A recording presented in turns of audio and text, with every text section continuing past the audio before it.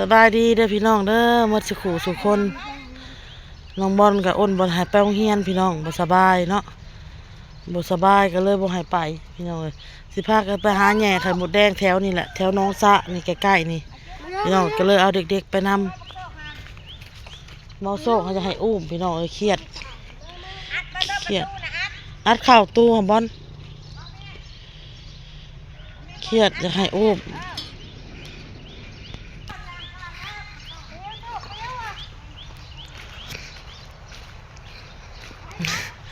น่าแง่ไข่หมดกะ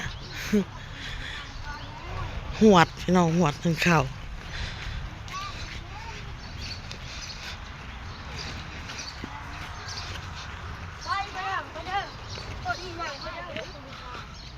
มันเป็นซีอิดเขาโชคนั่งไปบ่นี่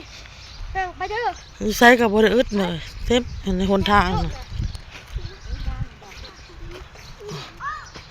เนี่ยหาแง่ตามแคมน้องนี่แหละพี่น้องเอ้ยสบายดีเด้อพี่น้องมาสุขสุขแรกก่อนละเด็กเขาบริไข่เด้อพี่น้องเด้อต่อไอกับวัดนั่นแหละแต่น้องบอลนั่นแหละก็สบายนะข่าวแล้วยาให้กินแล้วอุ่นก็ได้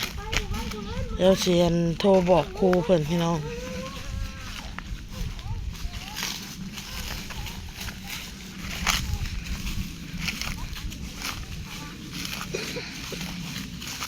โอ้ยเป็นตาสิได้กินอยู่บ่เนาะนี่เนาะ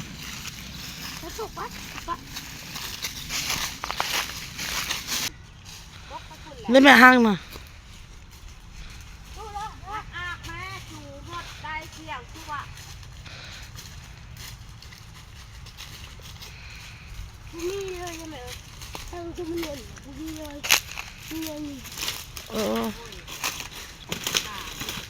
สิได้กินอยู่บ่ติเป็นน้ำไหม้หรือเป็นกระตาแม่ปิ้วออกเมื่อละไข่ปลายมัน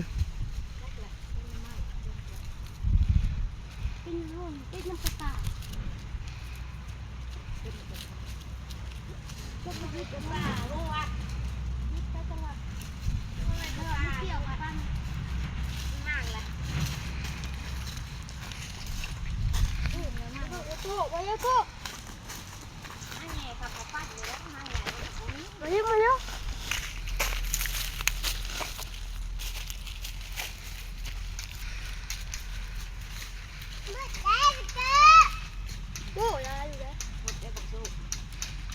ลายอยู่นะเดี๋ยวไข่มันจกๆลง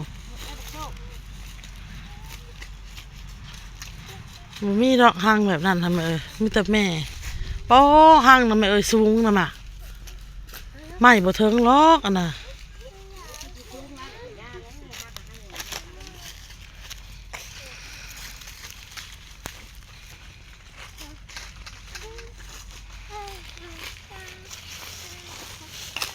น่ะ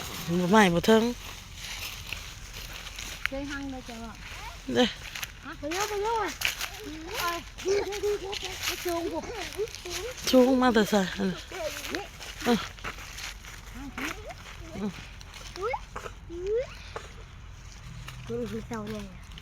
ออกมาไปบุญเอาออกมาลูกออกมาไปดูพลบอกว่าดูไหนแล้วแม่บอกคุกบอกเจ้าหัวมันสู้เมืองลูกหลานพากันมาเดินป่าพี่น้องป่ากับบริใกล้ดอกพี่น้องเอ้ยนี่แหละแคมน้องนี่แหละอันนี้บริพาไปใกล้ใส่ดอกพี่น้องพากันเลาะแง่แถวนี่แหละได้ก็เอาบ่ได้แล้วก็ยาน้องพี่น้องเพราะผักติ๋วแมงงามๆนะ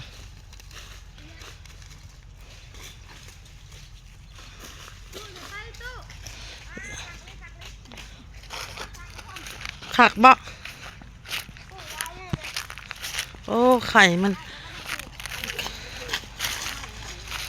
โอ้โอ้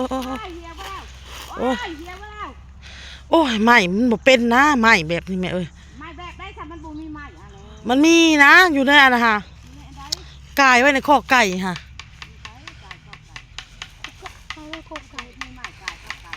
มีเดี๋ยวเอาอันน่ะมันสินักนะตัวน่ะ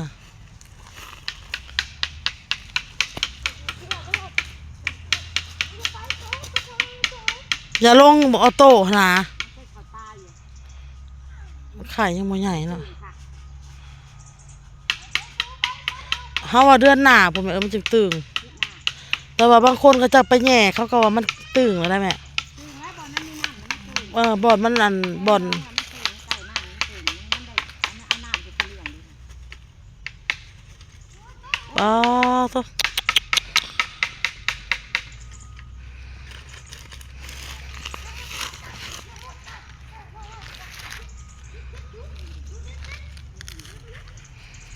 โอ้ไข่ปลา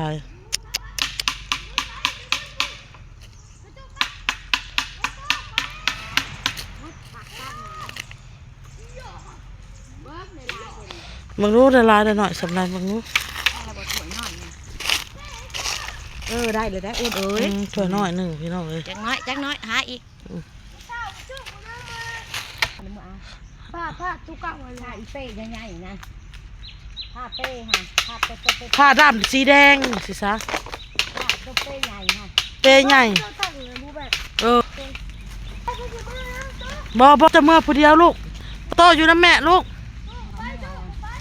ป้าแม่บ่ถือโอ้ยโอ้ยหน่วยมักใหญ่มักใหญ่ ไม่จำไม่ได้ใจนะมันเลย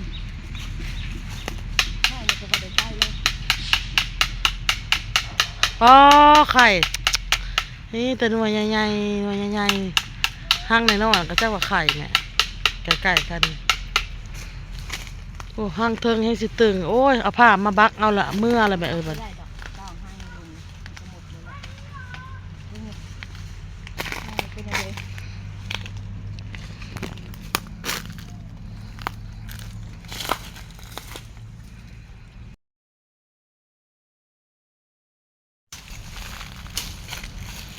ไม่ได้เข่าเลยไหมเนาะ ที่อยู่นั่นเองแม่เป็นไข่ลูกนักลูก มีบ่ละแม่ไข่กัน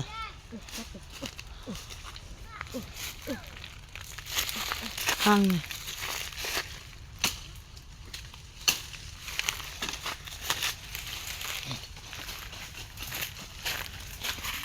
นี่เป็นแม่มั้ง ขันไข่ยันกกนี่เด้อโอ้ยห้างเลยสมั นั่ ย น ไหน ลักว่ากูนั่นลักเสียวหามอ่ะ หมดแล้วบ่แม่ ไม่ สิ เขาเลยได้หางมัน สิหมดแล้วเนาะหานเอาพี่น้องเอ้ยอ่อนหานเด้อพี่น้องเด้อเมื่อย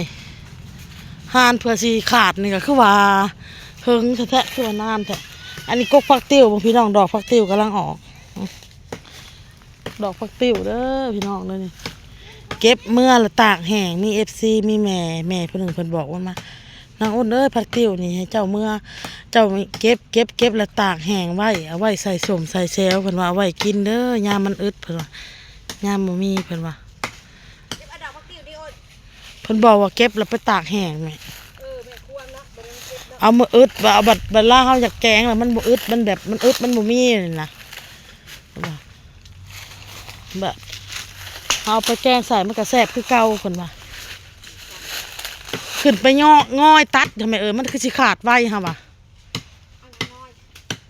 ปีนขึ้นไปแล้วมา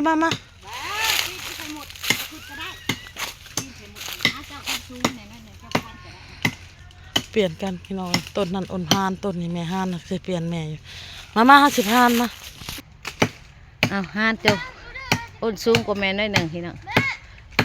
เดี๋ยวหางใหญ่ขนาดหางนะคือสิพ่อเอาหางเดียวเดี๋ยวกับพ่อแล้วเลยบ่คุยไปให้หมดกัดบ่ หมดสิกัดเจ้าลูก หมดก็มาหยาบๆดนตรีแต่บ่ต้องมันออกแดงจะคืงเลยหมดสมนี่ได้ครบเก็บใส่ได้พี่น้องเอ้ยแล้วไปซื้อไข่มดแดงเห็นค้าๆยังไปต่อแค่เขื่อต่อเขาเจ้า อันนี้แหละ มันครบเก็บแต่ บ่ยาเด็ดค่ะ พวกมันเมื่อยครับไปหาเองเนาะจะหูซึก นอกจากเขาลุดให้มันเนาะ เขาไปหาเองหูซึกหมดได้บ่เคยหาจักเถื่อเลยนั่งต่อเว้ยอีต้นเขาคิดใส่เขาไปหายากแต่แท้ แต่ว่าเป็นเสื้อผงเสื้อผ้าต่ออยู่เฮาทำไม ว่าแล้วเสือ แต่ ผ้า ว่าเป็นแบบกิโลบอหมุดแดงบอนี่โอ้ยมาเจาะมาต่อ เพราะว่าโดนมาแล้วแมันบ่รู้จักรสชาติของมันแล้ว เป็นมา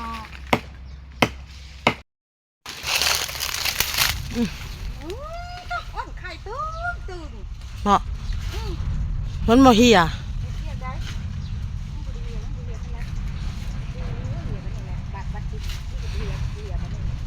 เพื่อลมบัดจอดว่าแม่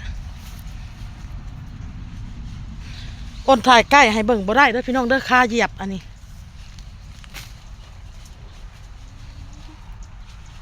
เบิ่งพี่น้องหมดมันไต่มาโอ้ขอโทษขออภัยเต็มเท้าคนเลยพี่น้องเอ้ยเหยียบอดเอาซะก่อนพี่น้องเอ้ยได้แล้วแม่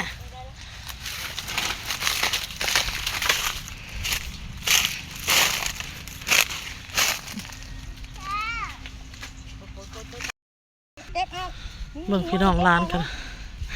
หลานเก็บหมดออกให้ไม่เท่าโอ้ยลูกข่อยไปเลาะใส่เด้คือบ่มาเก็บหมดออกให้ข่อยเนาะลูกข่อยนี่เนาะคือบ่มีไผมาเก็บหมดออกให้ข่อยเนาะ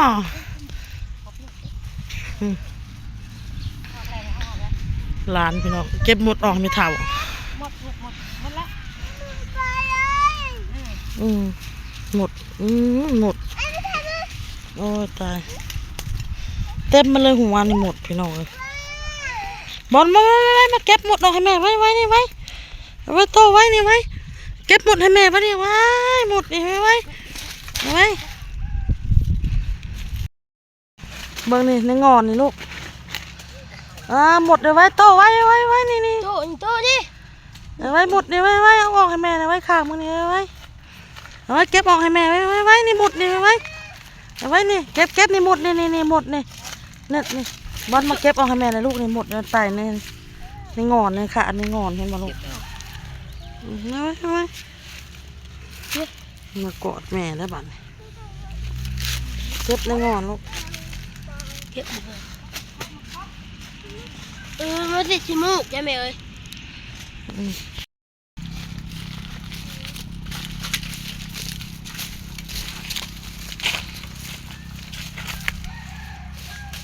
ตัวเปิดสิได้สำนีน้องแม่เนาะยังอีกก๊กหนึ่งพี่น้องเลยห่านก๊กนั่นลงก่อนก๊กนั่นก็พากันเมื่อละล่ะพี่น้องเลยห้างสุดท้ายป่ะนี่ลายเติบได้นี่ก็ได้ไหมหรือว่าไว้มือหนาบ่พอเนาะมือหนาจึงห่านเอาห้างน่ะนี่มาเอาไว้กินมือหนาคันเขาบ่มาอันเอาก่อนไม่เขาต่อ2 ห้าวผู้ใดไม่เขาผูกเขามาเลาะแหน่ขายโดยเฉพาะพี่น้องเอ้ย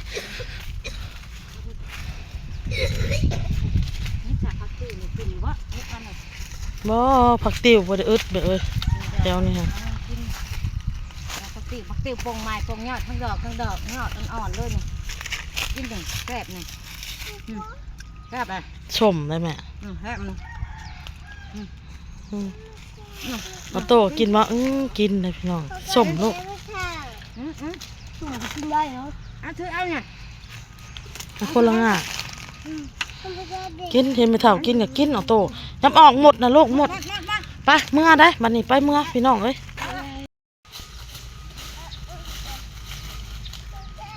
น้องไม่เท่ามันบ่มาบังเอาโชคในพัดยากหมูได้คัดให้หมูอุ้มหมูเอาหมูก็เมื่อย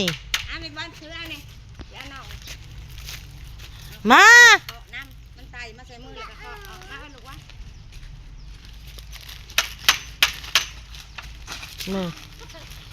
เจ้าอย่าเอาใจมันหลายแม่ทราบมันนั่นว่าเขาเอาใจลูกเขา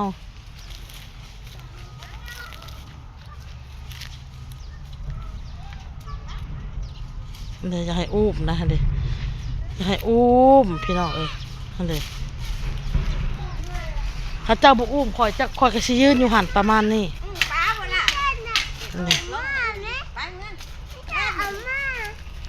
ป้าเอาโต๊ะเอาเมื่อละพอย่างเมื่อน้ำหนาละไป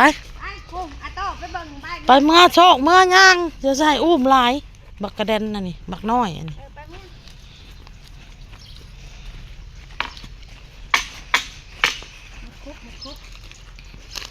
คุ้มค่าบ่สำหรับ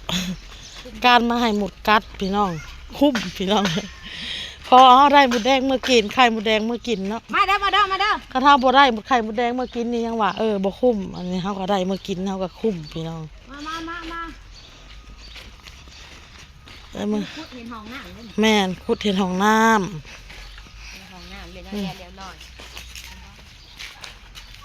เล่นหาแซนก็เช่าอยู่ เบิ่งพี่น้องเครียดอีละ มันรู้อ่ะมึงจะเอานานมันก็มี เครียดอีละเท่าโซ่เครียดอีละ ไปเลยไปเพื่อปะมัน ไปมาปะมันปะ มาเด้อการที่บ้านเอาหน่อยเด้อเดี๋ยวละมาละฮะนี่ในป่าให้มาเร็วแล้วสิโอ้เอาไว้ไปดูไปเอาไปไปมึงอ่ะ ลูกหลานขี่ทาราน มึงอ่ะ ไปแม่ป้องเมื่อลูกหลานนี่ป้อง มึงอ่ะ ไปป้องเมื่อ ยัง มันจะบีให้จะให้อุ้มแม่เอาอันนี้ให้ละ เอาบังหายบ้าตีเลยเด้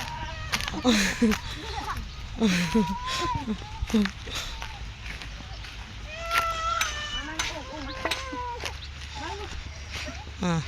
สุดท้ายก็เอาใจคือเก่าบ่ถึกไผไม่รู้นะก็ย้อนบ่อยากให้แอบให้หายหลาย โอ้ยให้บ่ได้เฮียแล้วโอ้ยบ่ได้เห็นเลยน้องจัก เอา ให้บ่ได้เฮีย เอาเซ็ตหมุดกัดหม้อมันนี่ มาบักเด้อ ใครจะบอกออโต้จับแล้วสั่นละความเฮียมันเฮียปรับน้องจับปรับรถติออกลูกไปพากันเมื่อลูกไปบักโซกับเมาแต่อยากหายจนมิดเลยมันก็ได้ มาเด้อ เพื่อสิฮอดเพื่อนพี่น้องเครียดอีกแล้วอยากให้ไปเอาอีกแล้วพี่น้องผู้เพื่อสิไปเอาเพิ่นพี่น้องเอ้ยเครียดอีกแล้วป้าจะพาไปตลาดเนาะเฮาไปซื้อขนมเนาะเฮาไปกินกันแล้วมาโตมาลงมาไปกินกันแล้วลงมากินน้ำตัวเด้อพี่น้องเด้อตัวเอาโซมาก่อนอย่าให้หมูไปอุ้มไปเอาพี่น้องเอ้ยไผกับเมื่อยเบิ่งหน้าเท่าเอาโตกับใบบุญกับย่างมาพี่น้องเพิ่นหลมีแต่เครียดอยู่เอาแล้วเห็นว่าสิแกงใส่กันมักบวบกับไปโต่งใส่มักบวบแล้วเนาะบอกเรียกหังแหละ พี่ต้องทันทีที่เป็นแบบเป้งแล้วบัดนี้ บัดหังลายหังเติบเลยมักบวบพี่น้อง ที่แม่เอาเลย คือสิบ่เป็นหมากอีแล้วแม่สุดเลยหังเบิ่ เป็ ง นดอก เป็นหมากมักบวบนี่ค่ะเนาะเป็นติดเป็นต่อ จะเบิ่งเนี่ยมันปรุงดอกมันปรุงยอดใหม่บักลายๆยอด4-5ยอดมีแต่ยอดซ้ำนิดนึง หมาก ก็มางาม มันยังสิเป็นอยู่สักคันว่าในนั้น แม่เจ้าโซกเพิ่นแม่ตื่นมาแล้ว มันยับมาเธอหน่อยไม่จีดคลิปนี่ก็ล่าได้ไหม ลาไปก่อนเด้อพี่น้องฝากติดตามที่หน้าด้วยจ้าบ๊าย เบิ่งผลงานก่อนบัดนี่บายกับพี่น้องเลยนี่ผลงานอ่อนกับแม่แล้วก็ลูกๆหลานๆ